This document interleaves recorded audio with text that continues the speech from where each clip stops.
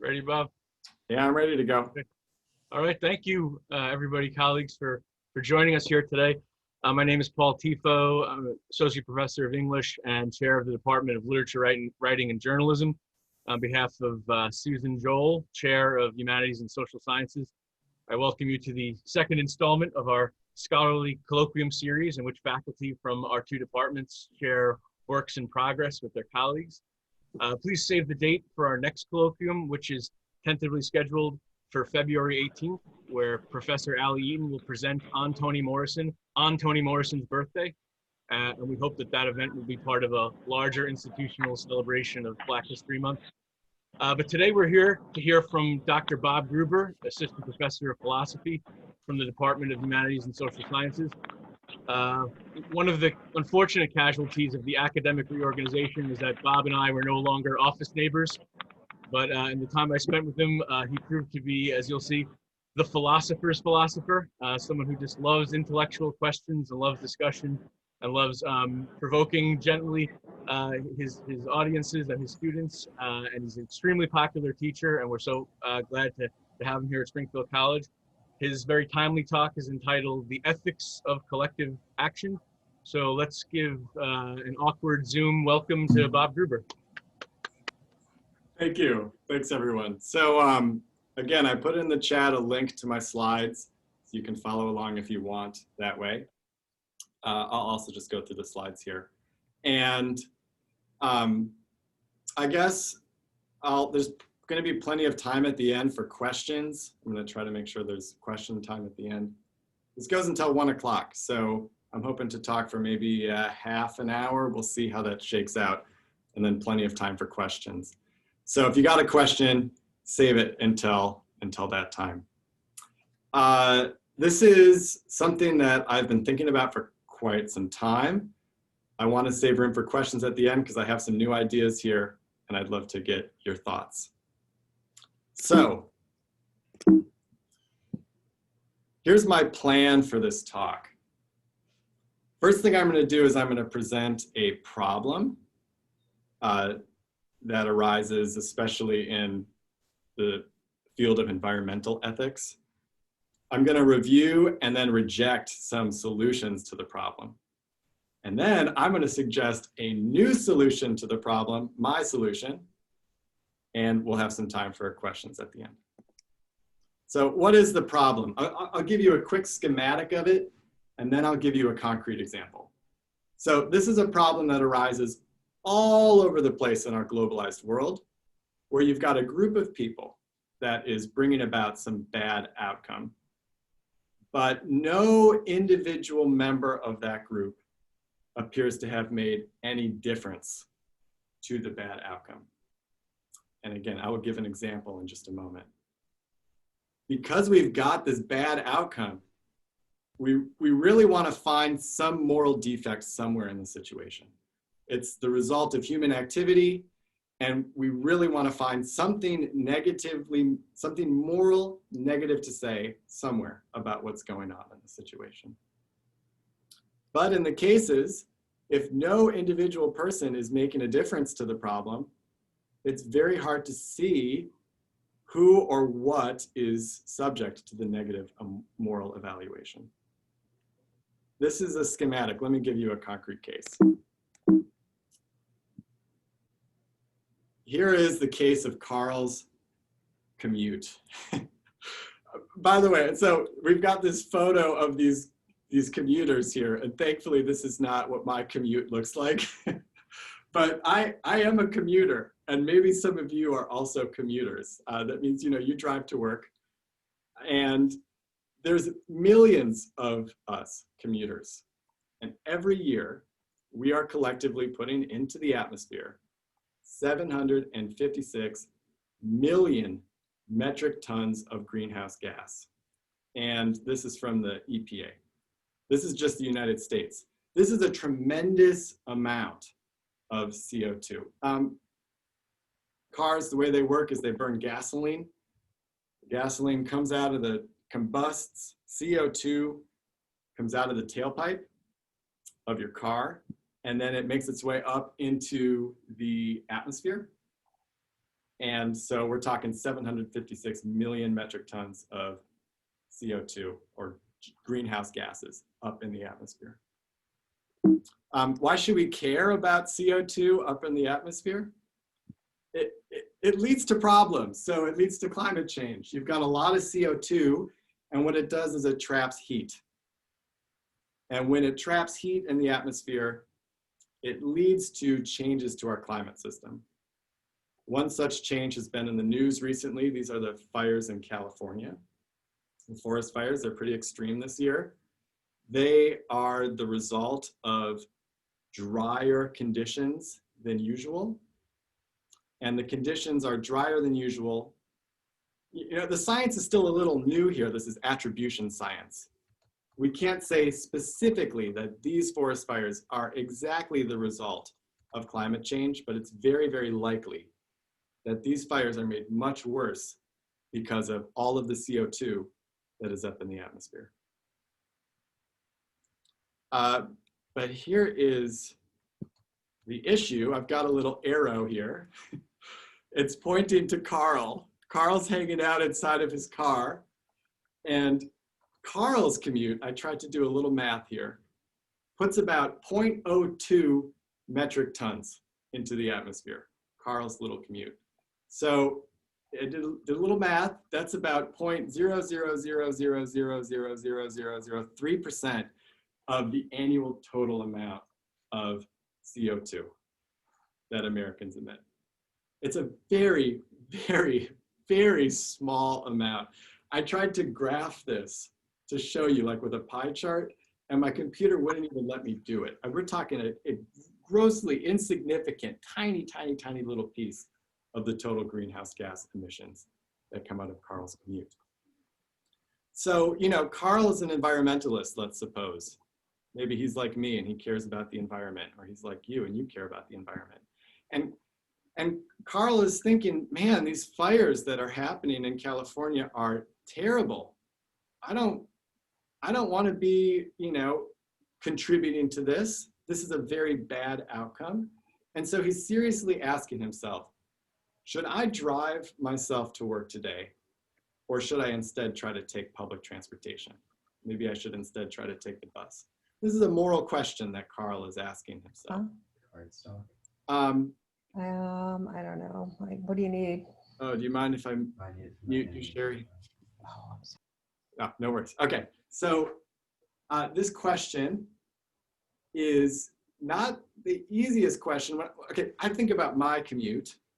I think about my options here. I come from Northampton. There's a train. The train leaves at 6 a.m. and it doesn't come back to Northampton until 9 p.m. So it's school stuff in it. If it's not in there, we'll have to buy some, okay? All right. It's definitely not convenient at all for me. If you try to take buses here in the Pioneer Valley from Northampton to Springfield, it takes forever. You got to transfer all over the place. It's terrible. But you know, the buses are going to run either way. The trains are going to run either way. If you're really concerned about all the CO2 in the atmosphere, you've got the serious question. Maybe I should not drive today and take public transportation instead. Okay. Here's what I'm going to argue in this talk. I'm going to say this might be counterintuitive, but I'm going to argue that in cases like Karl's commute, it is possible that no one has acted wrongly by driving. Even though we've got this terrible outcome of climate change, it's possible that no one has acted wrongly. And I'm going to argue that the correct target of our negative moral evaluation is not actually behavior. It's not the individual behavior. It's not the group behavior. I think the correct target is public policy.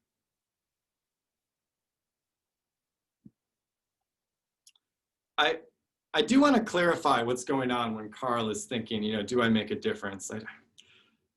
It's not like the Village Massacre case that I have here on the slide. So in the Village Massacre case, you got each of 1,000 people. They march into a village and they kill someone. Each person kills someone, and the result is a massacre, right? 1,000 people have died. But you know, each person can say, well, I only killed one person. I didn't really make a difference. Like, you know, it was a massacre. I didn't really contribute to the massacre. I only killed one person. climate change is not at all like this. Because when we think about what's morally relevant in the village massacre case, we realize that it's the number of lives that have been lost. And even if you kill one person, that's still one life. That's very significant, morally speaking. But in Karls Commute, right, we have CO2 going into the atmosphere, and then we have the harms that result from climate change, like the forest fire. And what Karl does is increases the quantity of CO2 in the atmosphere by a tiny little bit. That's the underlying dimension. But the question is whether Karl has influenced the morally relevant dimension at all. Has Karl's drive caused any harm? Just because you've increased CO2 doesn't mean you've actually made the forest fires worse. Forest fires are the result of lots of CO2. So there's a difference between the village massacre case and Karls Commute. When we ask whether Karl made a difference when he drives instead of taking the bus, we're really asking, is he making a difference at all to the morally relevant dimension?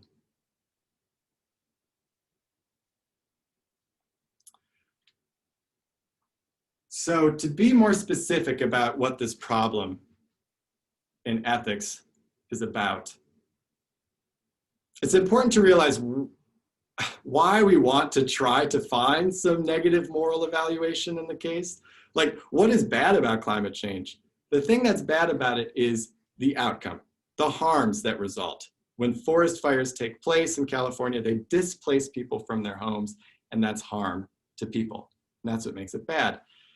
What's bad about climate change doesn't have to do with Karl's intentions. He's not a vicious person. He's not a nasty person. He cares about the environment.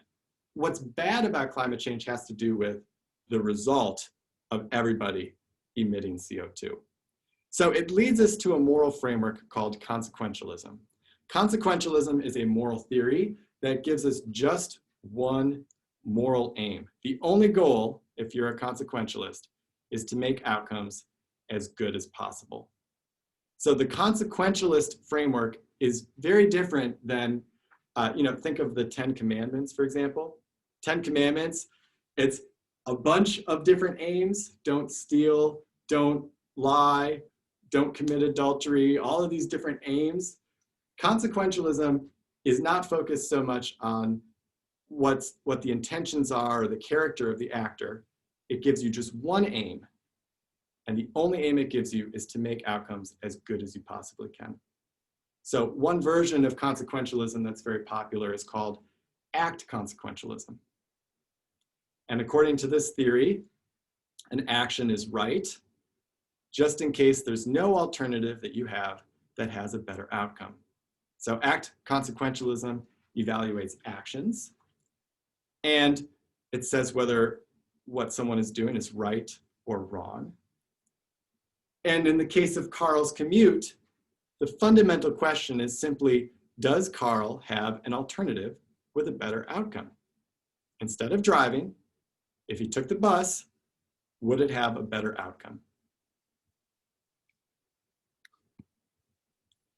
So we can restate the problem for ethics in terms of consequentialism. Consequentialism cares about producing good outcomes, and the outcome of what the commuters does is bad, and it could be better. So advocates of consequentialism, and I'm one of them, I like consequentialism, we want to try to find some moral failing somewhere. But it seems possible that no individual commuter does actually have an alternative with a better outcome because their contribution to the problem is so tiny, it doesn't seem to make a difference.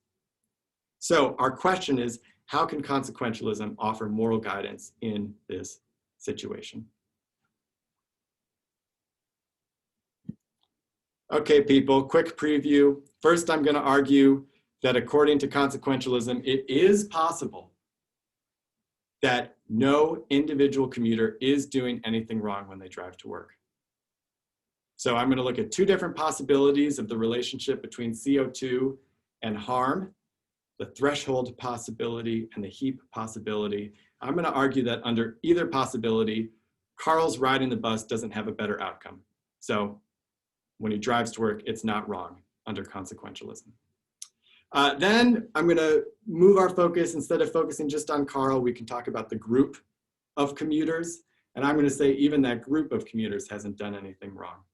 I'm going to give 2 reasons for saying that the group hasn't done anything wrong.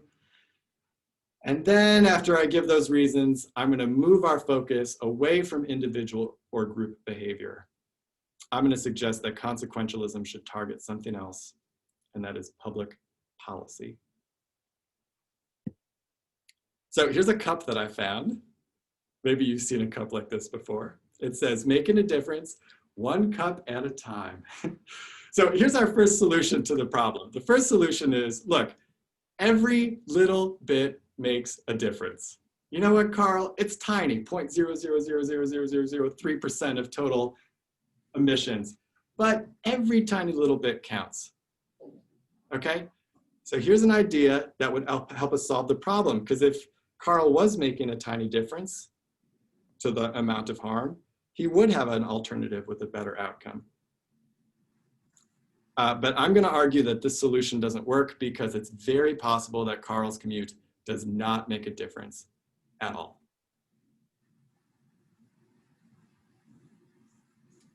Now, I'm going to give you some possibilities here. I am not a climate scientist.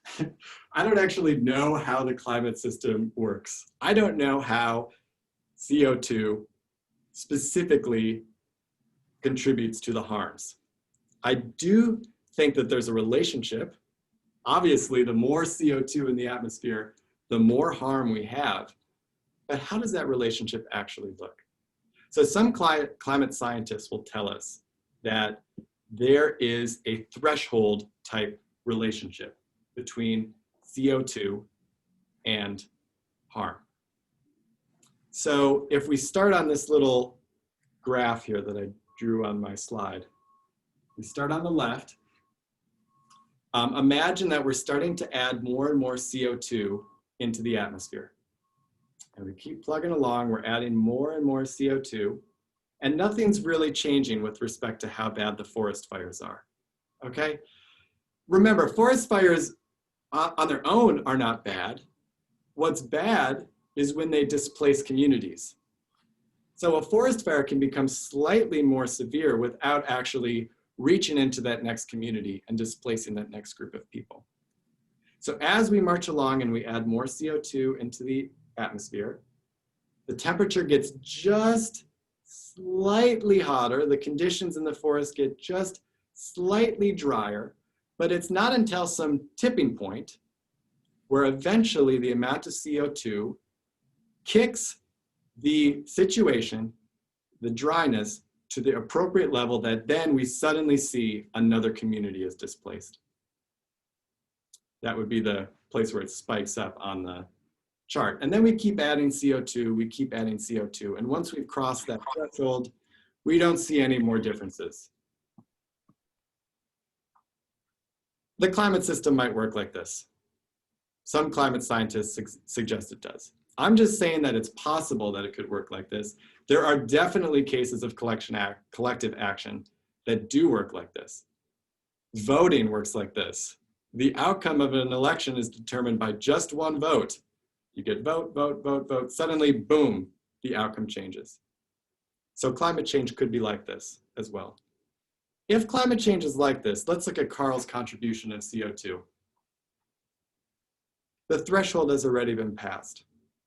And so it's true of Karl that had he not driven to work today, instead, the threshold still would have been crossed and the exact same amount of harm would have resulted. And so it's not just Karl, right? Once the commuters have put enough CO2 in the atmosphere and crossed the threshold, it will be true of each and every one of them. Let's say that you're one of them, Paul. Had you not driven to work, the threshold still would have been crossed. Or let's say you're one of them, Susan. Had you not driven to work, the threshold still would have been crossed. So it's true of every single commuter. If we're supposing the threshold has been crossed, it's true of every single commuter that he or she has not made a difference. And they don't have an alternative with a better outcome. Now, some of you might be thinking, whoa, whoa, whoa, hold on. What about this driver, the one that, tipped it up, that tipped the threshold? There's a tipping point here. Wouldn't their taking the bus have had a better outcome? The answer is no. So the outcome of an act is just whatever would have happened were the act to be performed. So if this person had decided to take the bus instead, other people still would have driven to work. The threshold still would have been crossed. It's not them in particular that we can pin all of the blame on, because had they acted differently, we still would have had the harmful outcome. And a small point on this, morality is fair. This is just sort of, to me, a tautology. And if morality were to pin all of the blame on one poor commuter because they happened to be the one that put that extra CO2 in the atmosphere, that would be grossly unfair. Morality does not do that. It evaluates outcomes as those things that would have happened were the act performed. And so even that driver there, if they hadn't driven to work, the bad outcome still would have happened. So they did not have an alternative with a better outcome. There's other possibilities for how the climate system works. I'm not an expert on this, obviously. So there could be thresholds. Instead, another possibility is that the relationship between CO2 and harm could operate like this heap of sand here. So I've got a picture of a heap. This is clearly a heap. If you were to go in there and take 1 grain of sand away, you would still have a heap. And you took another grain of sand away, you would still have a heap. 1 grain of sand cannot ever possibly make the difference between a heap and a non-heap. Start from the other direction. Put a grain of sand on a table. That's definitely not a heap. Add another grain of sand. That's definitely not a heap. And you know what? Any single grain of sand, no matter when it's added, is not going to suddenly make the difference between it being not a heap and being a heap. This is called the Sorites paradox, because eventually we do have a heap. Once we add enough grains of sand, we do have a heap, but it just seems so intuitive that no individual grain can make the difference between a non-heap and a heap. So here's Karl's contribution as Karl drives to work. And we can say, look, had he not driven to work, maybe the outcome would have been closer to being better, but it still would not have been determinately better. If the climate system works like a heap, no individual contribution of CO2 is making things determinately worse, just like no individual grain of sand can turn a non-heap into a heap. Now, some of you might think, this is just not possible. The climate system can't work like this. Even when it comes to grains of sand, there has to be 1 grain of sand that suddenly does turn it from not being a heap to being a heap. If that's your view, I can respect it. Then you're here. Then you think the climate system works according to thresholds. Okay? I've already argued that in a threshold possibility, no commuter has made a difference. But if instead you take this seriously and you think it could work like this heap, again, we have to take seriously the idea that no contribution can make a difference. No individual commuter made things worse by driving instead of taking the bus. So everybody wants to say that even the tiniest little contribution can make a difference. Every drop counts. There's 2 possibilities here under which that's simply not true. It's possible that the situation involves a threshold, and in that case, no one has an alternative with a better outcome. It's also possible that the situation is like the heap, and in that case, again, no commuter has an alternative with a better outcome. Okay, that's the first part of this. Remember, one of the potential solutions to the problem was to say, well, we can look at the individuals. We got to be able to find some individual who's acted wrongly, and I've argued it's possible that there is no such individual under consequentialism. What about the group? What about the group? Clearly it is true of the group that if enough of its members didn't drive, the outcome would be better. Groups perform actions. A group action is just a collection of individual actions. So you might say, look, let's condemn the group action, not the individuals.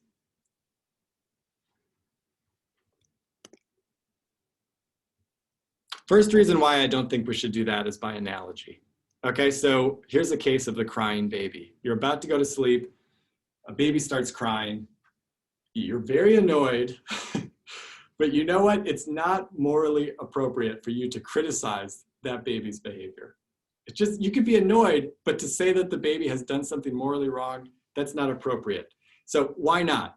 When we get our list of reasons why not, we'll see exactly what it is for an action to be morally evaluable. The baby didn't engage in any deliberation. It didn't decide, oh, I'm going to start crying now.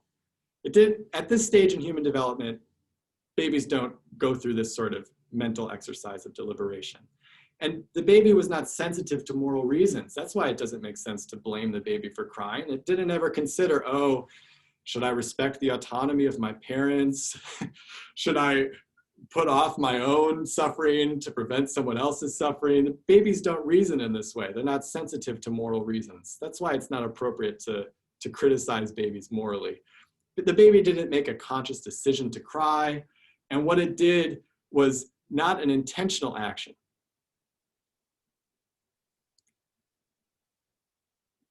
The baby did not perform a morally evaluable action. It's not appropriate to criticize what the baby did. And that's because the baby didn't really exercise agency. Now, philosophers mean something very specific by agency. Agency has at least two conditions. To exercise agency, you have to have the capacity for deliberation. You got to be able to process reasons through some sort of decision-making procedure. And you've got to have a capacity for intention. You got to be able to form an intention and act on that intention. If you can't do these things, we don't think it's appropriate to criticize you morally for what you've done. If you don't have those capacities, all you've done is something called mere behavior. It's activity that lacks agency. But notice the group here, I'm not talking about Karl anymore. We're talking about the group of all of the commuters. This group does not have a capacity to form intentions. It doesn't have some group mind. You know, intentions need minds, and the group itself doesn't have a mind. The group can't form an intention. Individuals can, but not this completely unrelated, loosely structured collection of individuals. The person in this one truck has no clue who the other person is. They can't together engage in some joint intentional exercise. And this group doesn't have a capacity for deliberation. There's no centralized governing body that makes decisions on behalf of the commuters. So this group does not have agency. And so what the group is doing is not morally evaluable. We can't say that this group has acted wrongly.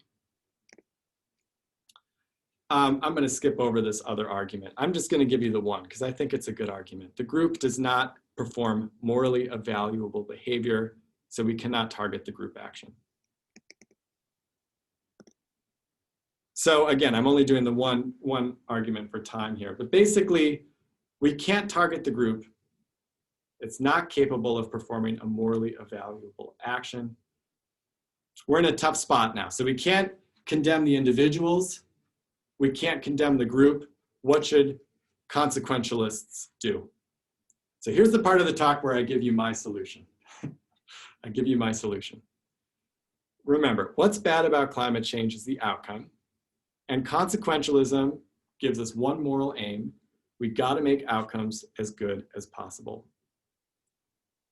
It doesn't make sense to attribute that aim to the individuals. It doesn't make sense to attribute that aim to the group. But notice, consequentialism can evaluate anything that meets three conditions. We have to have some object of evaluation, the thing that we're pinning some negative moral evaluation to. The object of evaluation has to have an outcome. That's what we're looking at, outcomes. And the object of evaluation has to have alternatives, where those alternatives have outcomes. As long as we have this general structure here, we can say of something that there was an alternative with a better outcome.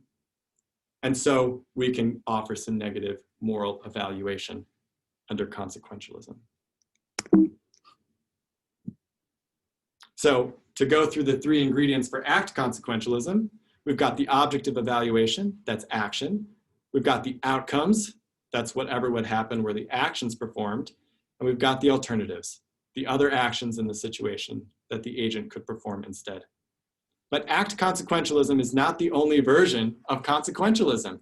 We could find some other object of evaluation other than action. Here's what we need. We need an object of evaluation that has outcomes and it has to have alternatives. And we have to be able to attribute bad outcomes of climate change to whatever we select as our object of evaluation. And there have to be alternatives to the selected object of evaluation where those alternatives have better outcomes.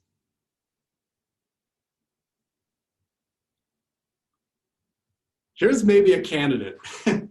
So think about just focusing on the atmospheric concentration of CO2. The atmospheric concentration of CO2 has outcomes. We can attribute the bad outcomes of climate change to a high atmospheric concentration of CO2. There are alternative atmospheric concentrations, and they too have outcomes. And so a lower atmospheric concentration of CO2 would have a much better outcome. So maybe we just say that the atmosphere is wrong. Atmosphere, you just wiggle your finger at the atmosphere. Wrong, that's wrong. Okay, here's the issue with that approach. The issue is that the object of evaluation has to at least be connected to the role that people have played in the bad outcome. If you criticize the atmosphere, it doesn't have any motivational force. It's not gonna change anything about how we engage with the world. And the chief function of morality is to get us to change our behavior. So the object of moral evaluation has to have some motivational force for us. All right, here's where I've got an idea. Consider two different policies. We've got a status quo public policy, just keep everything about our transportation infrastructure the same. Or we've got a different policy, which I'm calling better public transportation. According to this policy, we provide incentives to public transportation initiatives. We create more bus routes with more frequent and convenient service. These are just two policies I'm throwing out there just to think about. Now, if we develop a form of consequentialism called policy consequentialism that evaluates these policies directly, we can see that there's something wrong with the status quo. Because the status quo policy has an alternative, the better public transportation policy, that has a better outcome. It'd be much better for the environment if we had this better public transportation policy. So here's my proposal. We take policy consequentialism seriously. We can attribute the bad outcomes of climate change to the status quo. We look at better public transportation as an alternative policy that has a better outcome. And because people write public policy, moral condemnation of a policy can actually motivate policy change. So it's not like just shaking your finger at the atmosphere. When you criticize a policy, it can result in some sort of change. Okay, let me motor through this here. Return to Karls Commute. Karl is asking, what should I do? And the answer, if you're a consequentialist, according to me, is that there's nothing wrong with what Karl has done. And there's nothing morally wrong with what all of the American commuters are doing.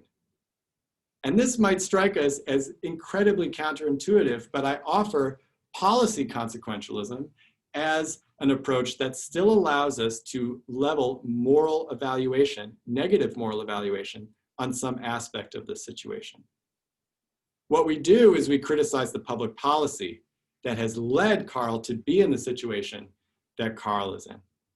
It's that public policy that is the target of our moral evaluation. So what? You know, what's the upshot of this? So I do think I've shown that consequentialism can deliver negative moral evaluation, even if no commuter makes a difference to the harms of climate change. It is possible that Karl has done nothing wrong by driving to work. It's possible that none of us have done anything wrong by commuting to work. But there's morally wrong policies, and they generate reasons to try to fix them. So I'm offering a change of focus here. Karl has reason to ask, can I influence public policy? Instead of worrying so much about taking the bus or driving, Karl should be focused on asking, what can I do about the public policy, the wrong public policy that we have?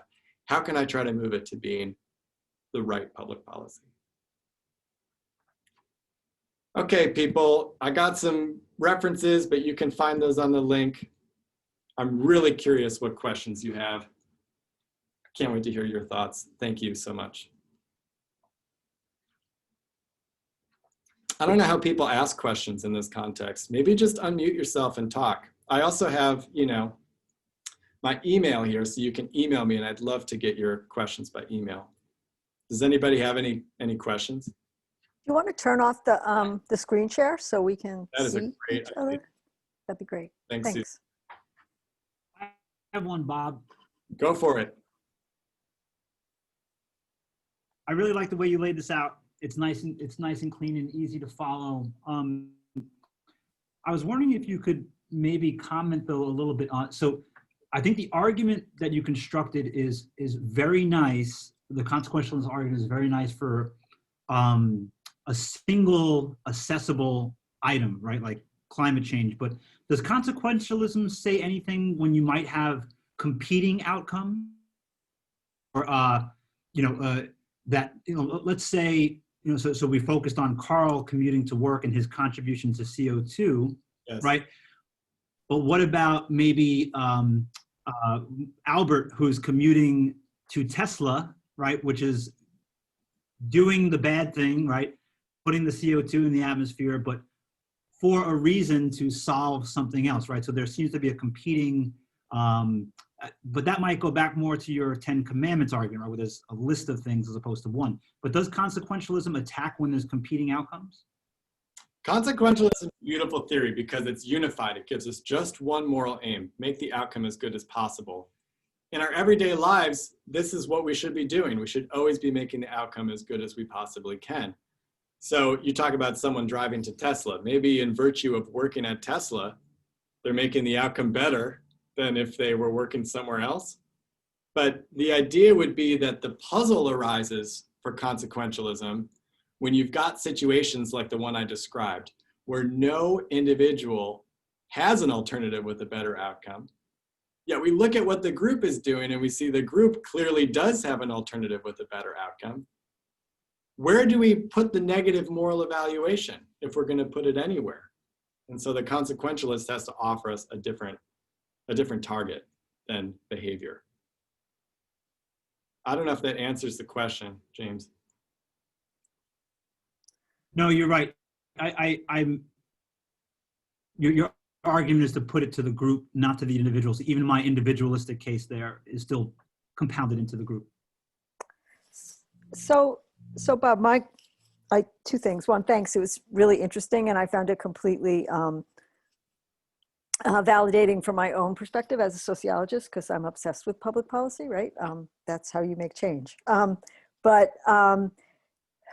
it seems to me that there's also a question here about agreeing about what the outcome is, right? So there needs to be, or does there need to be, some consensus about what the better outcome is, right? Because I'm thinking about, like, people in the United States, right, have this commitment to the freedom to fill in the blank, right? So my right to choose to drive to work supersedes the negative impact of the collective impact of, increasing, right? Definitely. CO2. This is very good. This is a good question. So my talk is offering a framework.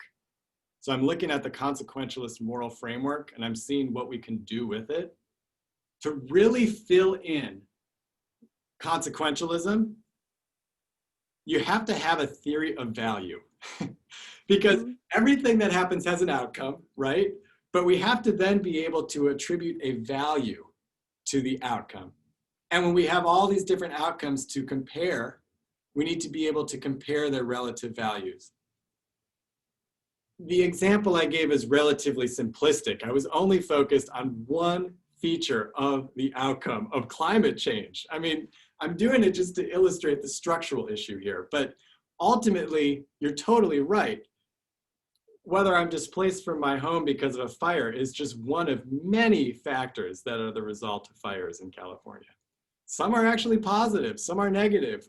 A consequentialist would need to offer us a complete value theory so that for any outcome we can get, the ideal would be some number, some score about exactly how good it is. That's not my project. I'm not going to do that. I can't do that. But in the abstract, it can be done. That's just the point I'm trying to make. Yeah, I totally think it's worth pursuing. It has a lot of value, as you said.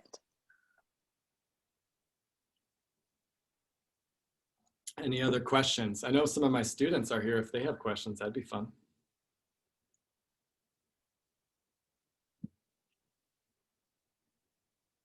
Hi, Bob.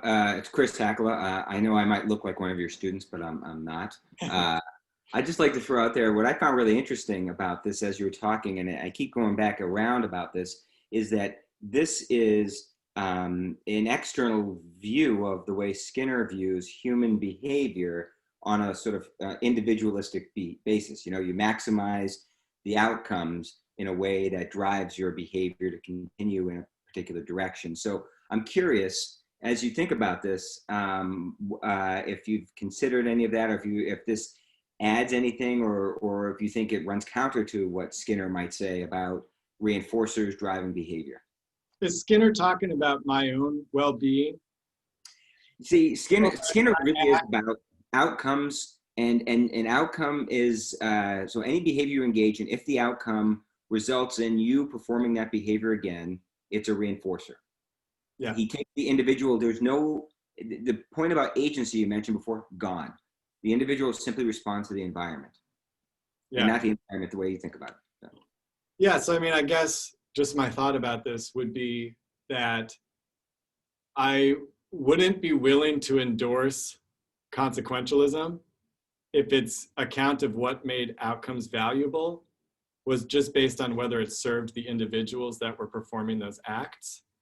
So what makes consequentialism so appealing is it's relatively neutral with respect to who's being benefited. What we're supposed to do is look at the outcome and look at all of the people affected in the outcome of the action, all of them, and weigh their interests, their benefits and harms against each other and come up with some total net score for the total outcome. That's what makes it appealing as a moral theory, because morality is not so much concerned about my own personal development. Morality is concerned with my development of the well-being of society as a whole. I would agree. I'm not a Skinnerian, so I like that. So I appreciate that response. Cool. Bob, I have a question, but if somebody else wants to weigh in, I'm happy to just defer. Go for it.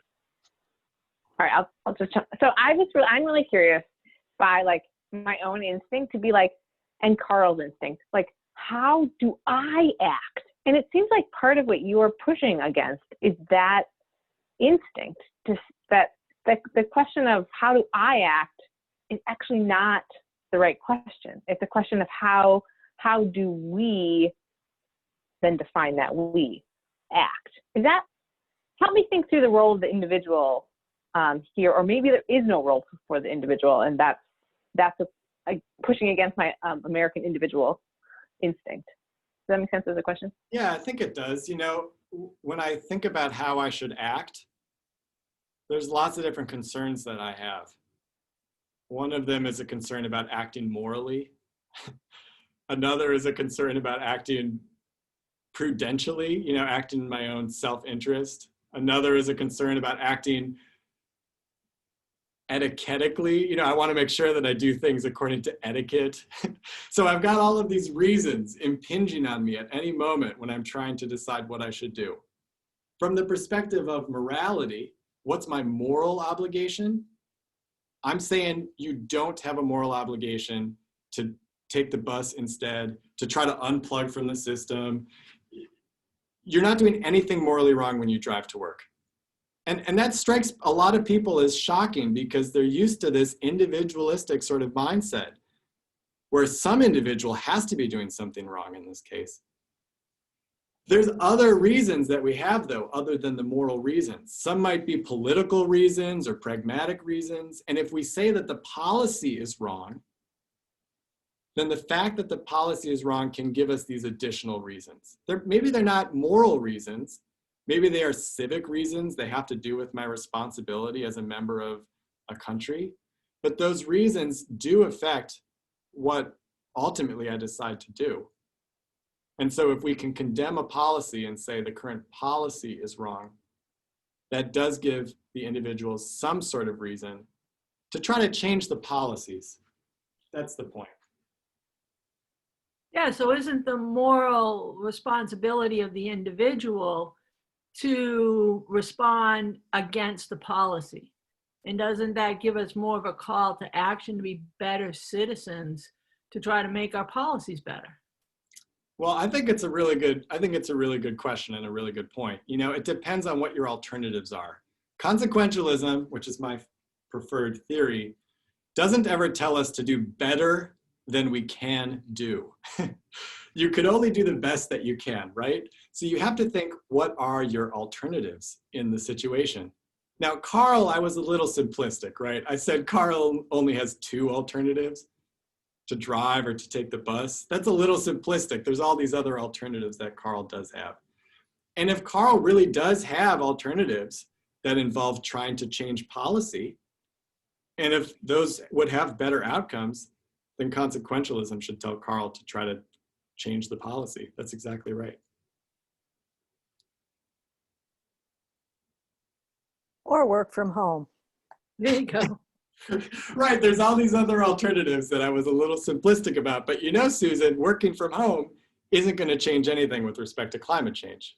No, I was making a joke. Yeah, no, but it's Yeah, an yeah. interesting point, right? Because we're so stuck on this individualistic focus. It's like, how can I unplug from the system? And I'm saying you're not doing anything wrong participating in the system because you're not making a difference. But we still have a target of moral evaluation. It's the public policy. So there's still something we can say. Yeah, and I think what Marianne is suggesting is that our agentic movement, right? I mean, the place where we have agency potentially is with, you know, affecting change. Yeah, no, totally. Yeah, no, I think that's a very good point. I'm just looking at time. I know technically we're like out of time, but I will hang out as long as possible if people want to keep asking questions. So I'm here, but everyone's free to go.